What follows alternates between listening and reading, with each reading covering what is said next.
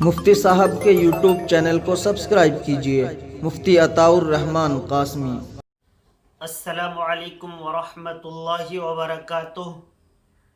ناظرین کرام، AHI media YouTube channel پر آپ کا پرتپاک خیر مقدم ہے۔ جیسا کہ آپ جانتے ہیں، دارالافتاء جامعۃ الشیخ عبدالستار نانکا گندیوڑا ضلع سہارنپور سے سوالات و جوابات کے آئینے میں آپ کے مسائل اور ان کا حل پروگرام پیش کیا جاتا ہے۔ جو لوگ ہمارے واٹس ایپ پر یا یوٹیوب کمنٹ باکس میں اپنا سوال لکھ کر بھیجتے ہیں تو ہم ان کا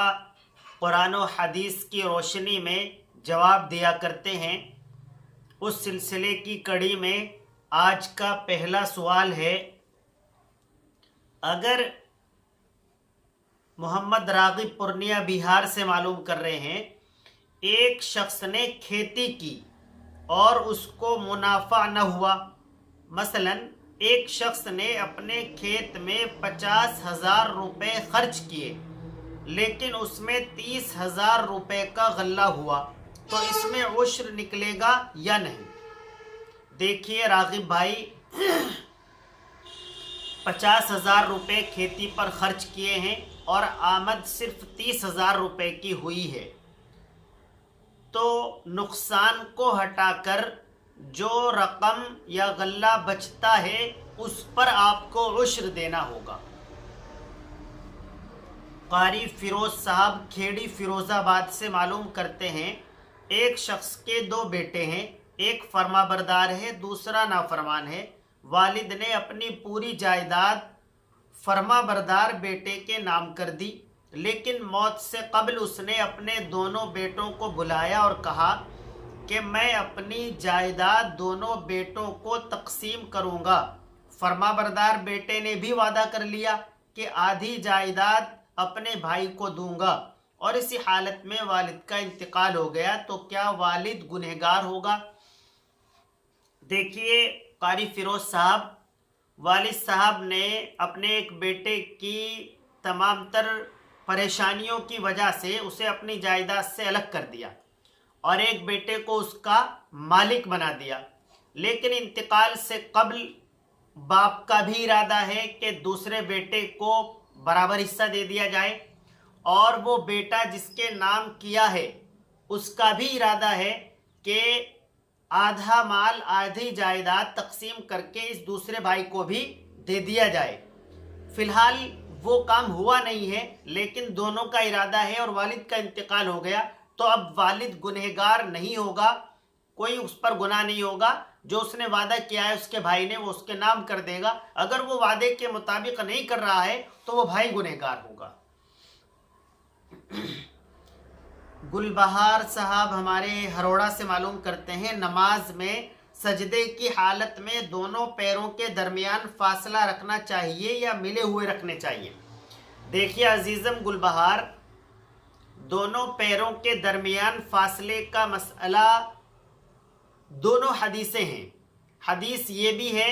کہ ایڑیوں یعنی ٹخنوں کو ملا کر رکھا جائے، حدیث یہ بھی ہے کہ کھول کر رکھا جائے، لیکن راجح طور پر علماء کرام نے پیروں کے درمیان فاصلے کو زیادہ صحیح قرار دیا ہے، تو دونوں پیروں کے درمیان فاصلہ رکھنا زیادہ بہتر ہے۔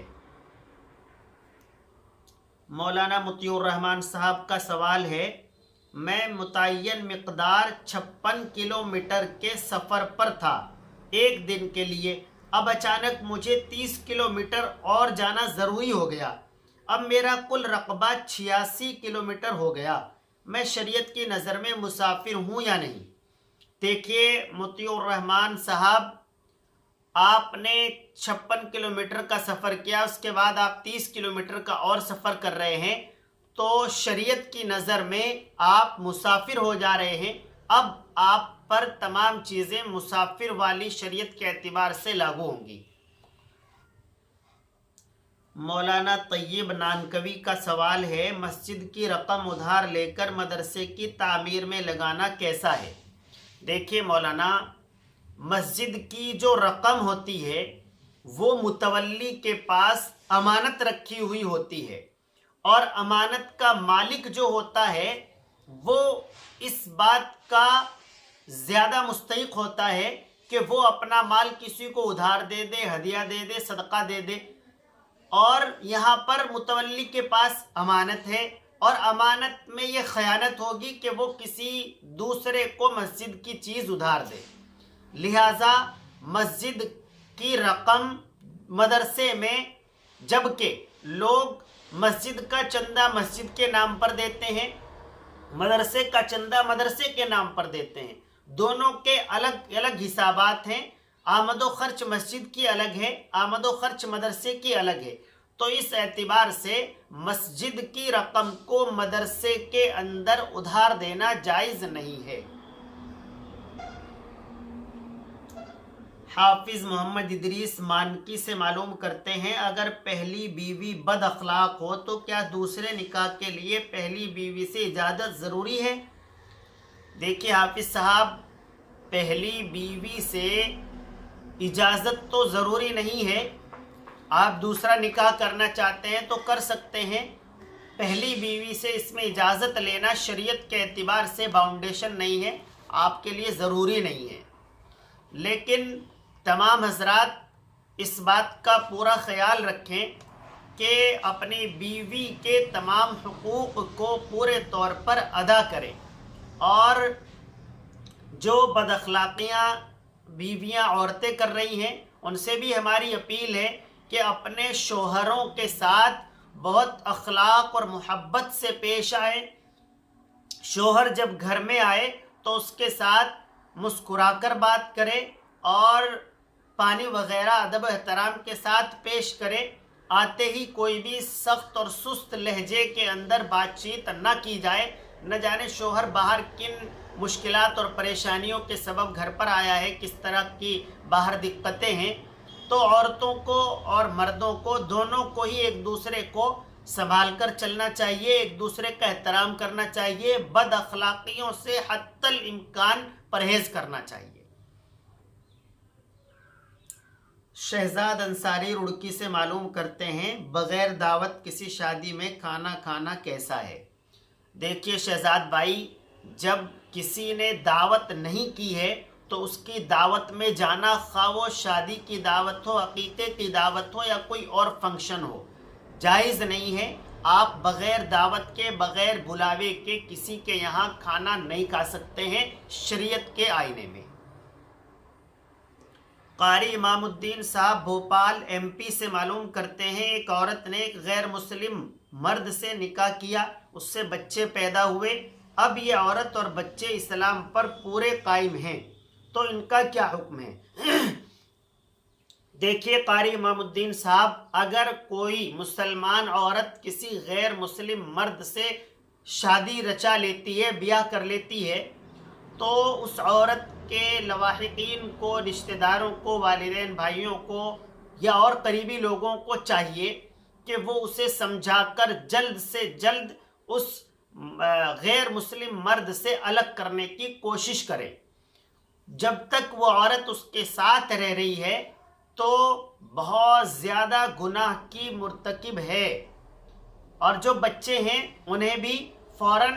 الگ ہو جانا چاہیے، اسلامی طریقے پر اپنی الگ زندگی گزارنی چاہیے۔ دانش اختر میرٹھ سے معلوم کرتے ہیں، بینک میں نوکری کرنا کیسا ہے؟ دیکھیے دانش بھائی، بینک میں نوکری کرنے کے بارے میں دو آپشن ہیں۔ ایک تو یہ ہے کہ آپ وہاں پر بینک مینیجر ہیں یا بینک اکاؤنٹنٹ ہیں، جس میں آپ سودی لین دین کی لکھتے ہیں یا اس میں کسی بھی طریقے کے معاون بنتے ہیں، تو یہ نوکری کرنا جائز نہیں ہے۔ اور اگر اس کے علاوہ بینک کے اندر ہی کوئی اور کام ہے، صفائی کا کام ہے، واچ مین کا کام ہے، یا اس کے علاوہ کوئی کام ہے جس میں آپ سودی کاروبار، سودی لین دین میں کسی طریقے کی کوئی لکھنا پڑھنا نہیں کرتے ہیں، تو پھر بینک میں نوکری کرنا جائز ہے۔ ویسے کلی طور پر بینک کی نوکری سے بچنا ہی چاہیے۔ اگر کوئی بینک میں نوکری کر رہا ہے تو اسے بہت جلد کوئی دوسری جاب تلاش کر کے وہاں چلے جانا چاہیے.